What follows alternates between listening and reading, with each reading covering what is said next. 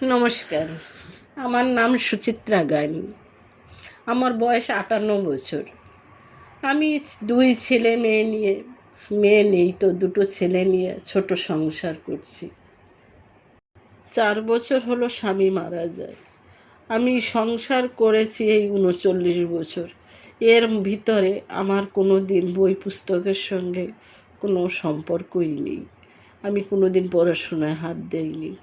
মারা যাবার পরে আমি ছেলের এক বই নিয়ে বসতাম, ভগবদ গীতা রামায়ণ পড়া শুরু করলাম, কিন্তু পড়তাম থুতলিয়ে থুতলিয়ে, একটা লাইনে 3টা 4টা ভুল। মনে মনে ভাবতাম ছেলেরা মনে হয় হাসবে। না, আমার ছেলেরা সেই ভুলটাকে শুধরে দিত। তারপরে আমি আস্তে আস্তে সেই পড়াশোনা শুরু করলাম।